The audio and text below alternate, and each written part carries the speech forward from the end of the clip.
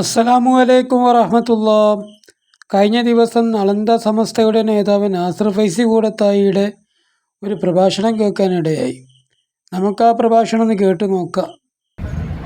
ഉന്നമച്ച പല ഒടിയ ചട്ടകളുടെ ഭാഗമായിക്കൊണ്ട് പാണക്കാട് കുടുംബത്തെ ആക്ഷേപിച്ചു. ഞാൻ ചോദിക്കട്ടെ, ഈ ഇടവണ്ണപ്പാല വെച്ചുകൊണ്ട് ആക്ഷേപിച്ച് പ്രസംഗിച്ചിട്ടില്ലേ? ഈ കാമൽ വെച്ചുകൊണ്ട് പ്രസംഗിച്ചിട്ടില്ലേ? പ്രത്യക്ഷമായും പരോക്ഷമായും പരാമർശിച്ചിട്ടില്ലേ?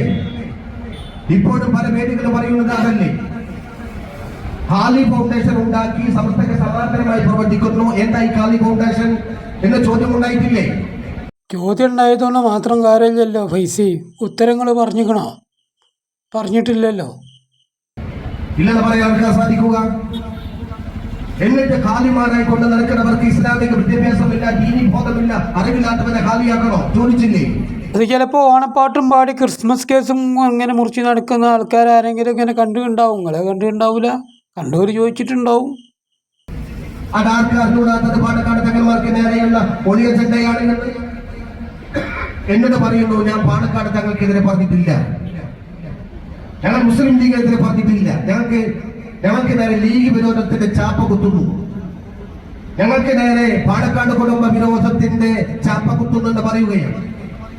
കിട്ടുന്ന എല്ലാ വേദികളിലും പാണക്കാട് കുടുംബത്തെ ആക്ഷേപിക്കുക, അവസരം കിട്ടുമ്പോഴെല്ലാം മുസ്ലിം ലീഗിനെ പരോക്ഷമായും പ്രത്യക്ഷമായും വിമർശിക്കുക. അതിനൊക്കെ സമസ്തന്റെ വേദി ഉപയോഗപ്പെടുത്തേണ്ട കാര്യമില്ല.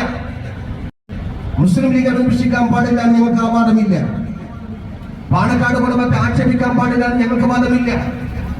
അതിന് ചുമക്കുന്ന കൊടികുത്തിയവും കാവി കൊടികുത്തിയും രാഷ്ട്രീയപരമായി ഇവിടെ പ്രവർത്തിക്കുന്നവരുണ്ട്. അവരുടെ വേദിയിൽ പോയിക്കൊണ്ട് പറയണം.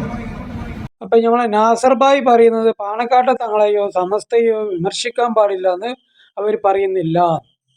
എന്നിട്ട് പറയുന്നുണ്ട്, അതിന് ഒന്നെങ്കിൽ കാവിക്കൊടി അല്ലെങ്കിൽ ചുവന്ന കൊടി കുത്തിയ ആൾക്കാരുണ്ട്, പച്ചക്കൊടി കുത്തിയാണ് ഡബിലെടുക്കുന്നത്. ഇവരെ പിന്നാലെ നടന്നുകൊണ്ട് കാവിയെ വിമർശിക്കാൻ പാടില്ല, പാണക്കാട്ടെ തങ്ങന്മാരെ മുസ്ലിം ലീഗിനെ വിമർശിക്കാൻ പാടില്ല. മനസ്സിലാവുന്നുണ്ടോ? വിമർശിക്കണമെങ്കിൽ ഒന്നെങ്കിൽ കാവ്യ പോകണം, കാവ്യ പറഞ്ഞാൽ BJP-യിൽ, അല്ലെങ്കിൽ പിന്നെ ചുവന്ന കൊടി എന്ന് പറഞ്ഞാൽ മാർക്സിസ്റ്റ് പോകണം. ഒരിക്കലും തന്നെ ഈ കൊടി കുത്തിയാണ് വിമർശിക്കാൻ പാടില്ല, ഈ കൊടിയിൽ നിന്നുകൊണ്ട് വിമർശിക്കാൻ പാടില്ല എന്ന് തന്നെയാണ് പറയുന്നത്.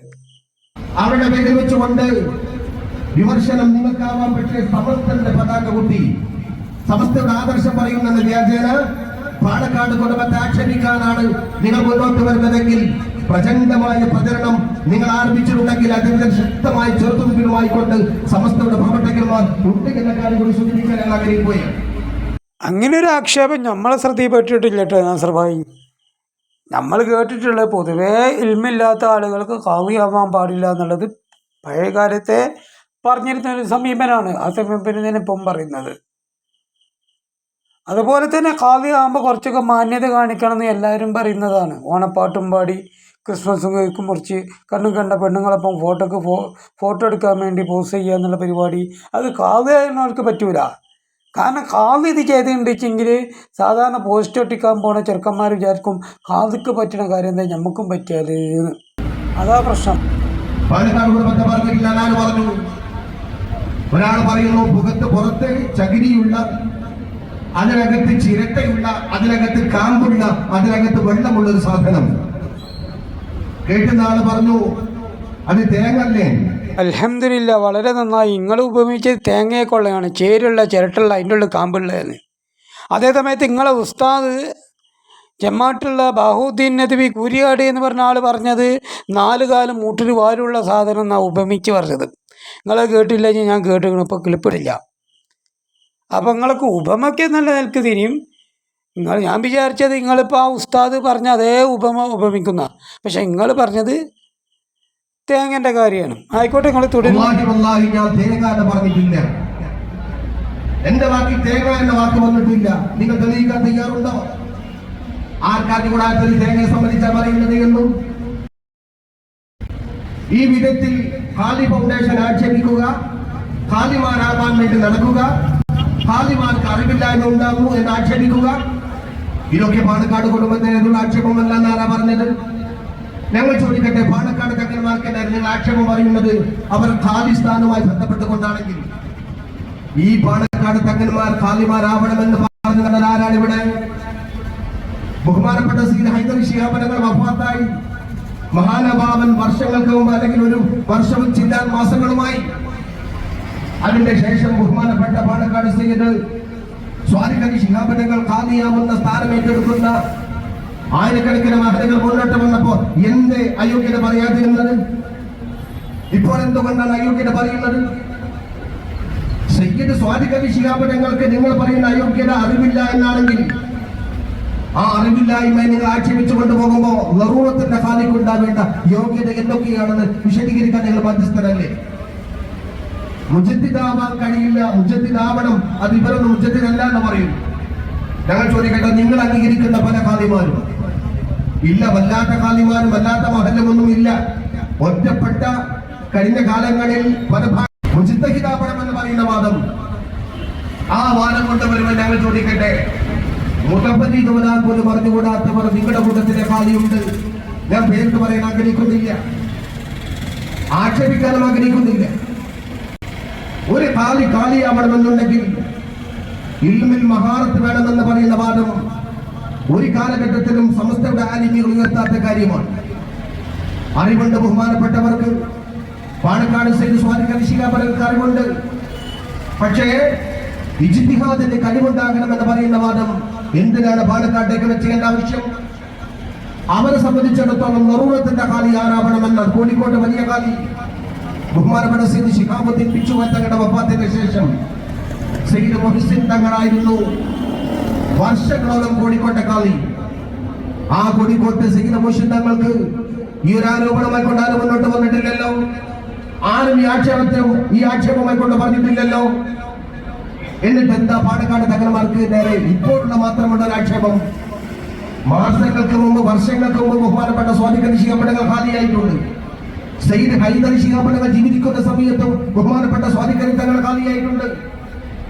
ആ ഖാലിസ്ഥാനത്ത് ഒന്നും ആക്ഷേപങ്ങൾ പറയാതെ അവരുടെ ഖാലിസ്ഥാനത്തിന് അതിന് അനുകൂലമായി കൊണ്ട് പല പത്രസമ്മേളനങ്ങൾ നടത്തുകയും പല പ്രചരണങ്ങളും നടത്തുകയും ചെയ്തവർ തന്നെ ഇപ്പോൾ ബഹുമാനപ്പെട്ട പാണക്കാട് തങ്ങന്മാർ ആക്ഷേപിക്കാൻ വേണ്ടി മുന്നോട്ട് വരുന്നതിന്റെ ദുഷ്ടലാക്ക് ആർക്ക് വേണ്ടിയാണ് എന്ന് തിരിച്ചറിയാൻ നമുക്ക് സാധിക്കണം.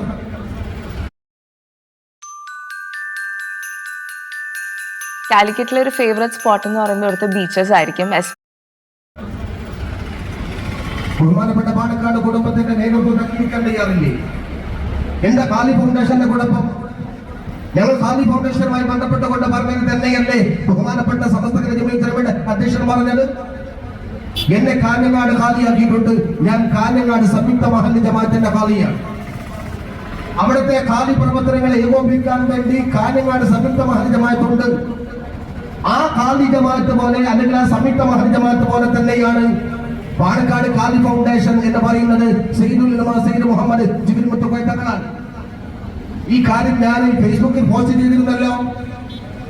ബഹുമാനപ്പെട്ട സയ്യിദുൽ ഉലമയുടെ ഖാലിസ്ഥാനം പോലെ സയ്യിദുൽ ഉലമയുടെ ഖാലിസ്ഥാനത്തിന്റെ കോർഡിനേറ്റ് ചെയ്യാൻ സംയുക്ത മഹല്ല് ജമാഅത്ത് എന്ന കാഞ്ഞങ്ങാട് സംയുക്ത മഹല്ല് ജമാഅത്ത് പോലെയാണ് പാണക്കാട് ഖാലി ഫൗണ്ടേഷൻ എന്ന് പറഞ്ഞപ്പോ അല്ല എന്ന ഉത്തരവാദിത്തപ്പെട്ടവർ ഫേസ്ബുക്കിലൂടെ പല വിടുപ്പകത്തലുകളും നടത്തി. ലൈവ് പ്രോഗ്രാമുമായി കൊണ്ട് എനിക്കെതിരെ മാത്രമല്ല, ഈ ആശയവുമായി ബന്ധപ്പെട്ടവർക്കെതിരെ കടന്നു വന്നു.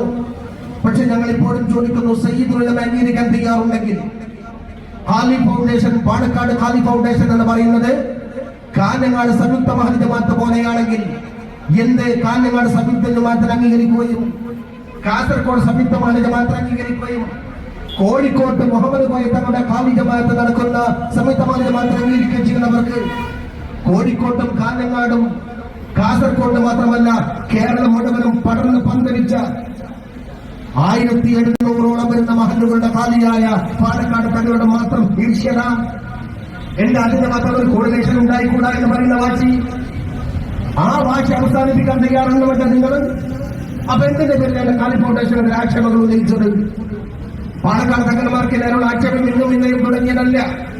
ഞങ്ങൾക്ക് കേട്ട് കുറെ കാലമായി മറുപടി നേരത്തെ പറഞ്ഞവരെ ഞങ്ങൾക്ക് മറുപടി പറയാൻ പുതിയതായിട്ട് വാരം കൊണ്ടുവരേണ്ട കാര്യമില്ല.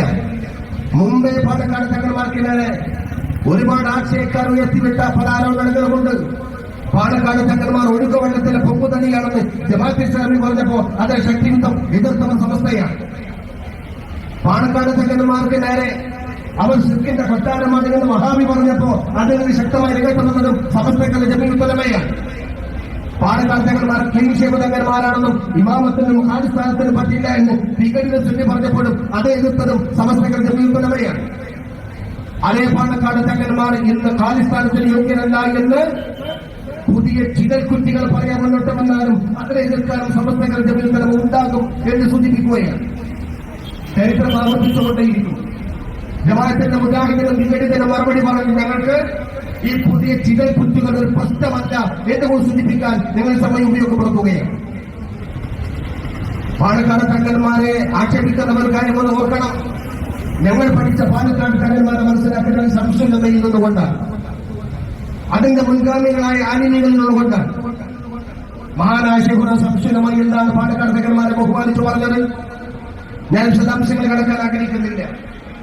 ശൈഖുനയുടെ പ്രിയപ്പെട്ട അന്യൻ സഹോദരനായ മഹാനായ ശൈഖുന മുസ്ലിയാണ്.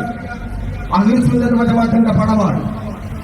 മഹാനവറുകൾ വഫാത്തായി കിടക്കുമ്പോ ആ ജനാസ സംസ്കാരത്തിന് നേതൃത്വം വഹിക്കേണ്ടത് ശംസുൽ ആവണമെന്ന് ചില ആളുകൾ മുന്നോട്ട് പറഞ്ഞപ്പോ ജേഷ്ഠനാണ് അഹരികാരനാണെങ്കിൽ എന്ന് പറഞ്ഞുകൊണ്ട് ശൈഖുന ശംസുൽ ഈക്കുസ്താനോട് പറഞ്ഞപ്പോ അന്ത് ശൈഖുന പറഞ്ഞ മറുപടി, ഞാനല്ല, അതിനേക്കാൾ യോഗ്യനാണ് കടന്നു വരും. അദ്ദേഹം ഇതിന്റെ ജനാസ സംസ്കാരത്തിന് നേതൃത്വം നൽകും. അത് പാലക്കാട് സയ്യിദ് മുഹമ്മദ് അലി ശിഹാബ് തങ്ങളാണ്. അങ്ങനെ സയ്യിദ് മുഹമ്മദ് അലി ശിഹാബ് തങ്ങൾ മണിക്കൂറുകൾ കഴിഞ്ഞ് വരുമ്പോഴും വരെ കാത്തിരിക്കാൻ സന്നദ്ധ പ്രകടിപ്പിച്ച മഹാനായ ശൈഖുന ശംസുൽ ഉലമ ഖദ്ദസല്ലാഹു സിർറഹു അസീസ്. ബഹുമാനപ്പെട്ടവരുടെ സഹധർമ്മണി വഫാത്തായി. ശൈഖുനയുടെ സഹധർമ്മയുടെ ജനാസ സംസ്കരിക്കാനും പാലക്കാട് സയ്യിദ് മുഹമ്മദ് അലി ശിഹാബ് തങ്ങൾ വരണമെന്നും കാത്തിരുന്നതും ബഹുമാനപ്പെട്ട ശൈഖുനയാണ്. മുഷാവറ നമ്പറല്ല. എന്നിട്ട് പോലും അവരെ കൂടെ അപ്പുറത്തേക്ക് പാലക്കാട് കുടുംബത്തെ ബഹുമാനിക്കണം, ആദരിക്കണമെന്ന് നമ്മെ പഠിപ്പിച്ചത് ബഹുമാനപ്പെട്ട ശൈഖുന ശംസുൽ ഉലമയാണ്. ഞാൻ ഓർക്കുന്നത് എസ്കെഎഫിന്റെ ജനറൽ സെക്രട്ടറിയായ സമയത്ത് പിന്നീട് ആ കാലത്ത് ആരംഭിച്ച സംവിധാനമാണ് സഹകാരി എന്ന നമ്മുടെ പാവപ്പെട്ട രോഗികളെ സഹായിക്കുന്ന സംരംഭം. വിശുദ്ധ റമദാനിലെ ആദ്യത്തെ വെള്ളിയാഴ്ച ജനങ്ങളോട് ചോദിച്ചുകൊണ്ട് പിരിക്കുന്ന ഫണ്ട് അത് ആദ്യ സമയത്ത് തുടക്കുന്ന സമയത്ത് ആര് ഉദ്ഘാടനം ചെയ്യുമെന്ന് ആലോചിച്ചുകൊണ്ട് സഹചാരി ഫണ്ട് ശേഖരണത്തിന്റെ സമിതിയുടെ രക്ഷാധികാരിയായ മഹാനായ സയ്യിദുൽ ഉലമ ചെറുശ്ശേരി ഉസ്താദിന്റെ വീട്ടിൽ ചെന്നുകൊണ്ട് ചോദിച്ചപ്പോ മഹാനായ സയ്യിദുൽ ഉലമ പറഞ്ഞു, ആ ഫണ്ട് ഉദ്ഘാടനം ചെയ്യേണ്ടത് നമ്മളാരുമല്ല, പാലക്കാട് സയ്യിദ് മുഹമ്മദ് അലി ശിഹാബ് തങ്ങളാണ്. അതുകൊണ്ട് ബഹുമാനപ്പെട്ട സയ്യിദ് മുഹമ്മദ് അലി ശിഹാബ് തങ്ങളെ കൊണ്ട് ഉദ്ഘാടനം ചെയ്യിപ്പിക്കാമെന്ന് പറഞ്ഞപ്പോ അന്ന് രാത്രി കക്കോബ് പ്രദേശത്തുള്ള പള്ളിയുടെ ഉദ്ഘാടന ചടങ്ങിൽ ബഹുമാനപ്പെട്ട സയ്യിദ് മുഹമ്മദ് അലി ശിഹാബ് തങ്ങൾ ആ പള്ളിയുടെ ഉദ്ഘാടനവും അധ്യക്ഷൻ ബഹുമാനപ്പെട്ട സയ്യിദുൽ ഉലമയും ഈ വിനീതല്ലാ വേദിയുടെ മുഖ്യ പ്രഭാഷകരുമായപ്പോ വല്ലാത്തൊരു തൗഫീഖോടുകൂടി സയ്യിദുൽ ഉലമ മഹാനായ സയ്യിദുൽ ഉലമയുടെ കയ്യിലേക്ക് സയ്യിദ് മുഹമ്മദ് അലി ശിഹാബ് തങ്ങൾ കൊടുത്താരംഭിച്ച ഫണ്ടാണ് സഹജാരി എന്ന ഫണ്ട്. അക്ഷയ ഖനി പോലെ വറ്റാത്ത നിധിയായി, പാവപ്പെട്ട രോഗികളുടെ താടിയായി, എസ്കെഎഫിന്റെ സംഘടനാ പ്രവർത്തനത്തിൽ തിരക്കുറിയായി ചാർത്തപ്പെട്ടുകൊണ്ട് സഹചാരി നിലകൊള്ളുന്നുണ്ടെങ്കിൽ അതിന്റെ ആദ്യത്തെ ഫണ്ട് നൽകിയത് പാലക്കാട് സയ്യിദ് മുഹമ്മദ് അലി ശിഹാബ് തങ്ങളാണ്. കാലമാണ് സ്വാമി ജീവിച്ചിരിക്കുന്ന സമയത്താണ്, ശൈഖുന ചെറുശ്ശേരി ഉസ്താദുള്ള സമയത്താണ്.